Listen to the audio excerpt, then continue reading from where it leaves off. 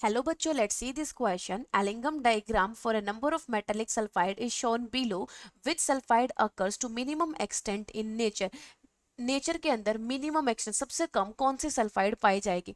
देखो बेटा, यहाँ पर ये हमारा डेल्टा जी वर्सेस टेम्परेचर का ग्राफ दे रखा है सल्फाइड्स के लिए। हमें पता है, जैसे कि इसके लिए लिख लेते हैं एक बार, H G plus S getting converted into H G S. तो एच जी एस की फॉर्मेशन के लिए डेल्टा जी की वैल्यू लेस देन जीरो होनी चाहिए। ऑब्वियसली बात है, डेल्टा जी की वैल्यू नेगेटिव होगी तभी रिएक्शन स्पॉन्टेनियस होगी। तो अगर मैं बात कर रही हूँ नेचर की, यानी कि अर्थ क्रस्ट की बेटा, तो वहां पर जो नॉर्मल अपना टेम्परेचर है वो मैक्सिमम 40 टू 50 डिग्री सेल्सियस मान लीजिए बेटा। यानी हम ये बोल सकते हैं कि इनिशियल ऑफ दिस ग्राफ के स्टार्टिंग की हम बात कर रहे हैं, तो ग्राफ के स्टार्टिंग में ही यहीं पर ही हमारा जो डेल्टा जी का वैल्यू है वो किसके लिए सबसे कम नेगेटिव है। अब देखो, यहाँ पर इसके लिए बहुत ज्यादा नेगेटिव है, इस एच जी एस के लिए बहुत ज्यादा नेगेटिव है बेटा। यहाँ तक देखो, ये यहाँ अगर हम बात कर रहे हैं एच टू एस के लिए तो यहाँ पर भी नेगेटिव है। तो डेल्टा जी की वैल्यू नेगेटिव है इन तीन ग्राफ के लिए।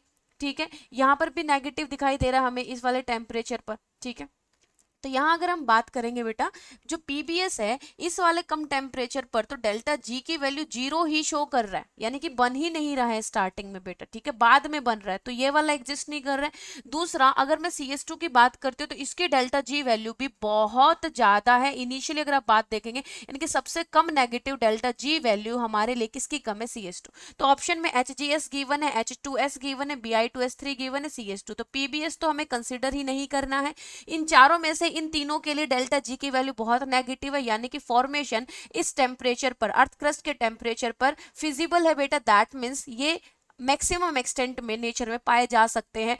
बट अगर हम बात करते हैं सी एस टू की, तो डेल्टा जी वैल्यू सबसे कम नेगेटिव है। तो हम बोल सकते हैं कि जो मिनिमम एक्सटेंट है, मिनिमम एक्सटेंट जो है नेचर के अंदर, इन नेचर, वो किस सल्फाइड की है बेटा, CS2 की है। क्योंकि कार्बन प्लस सल्फर जो CS2 फॉर्म कर रहा है, half carbon plus sulphur CS2 जो फॉर्म कर रहा है बेटा, इस केस में delta G value is least negative, is delta G not value is least negative.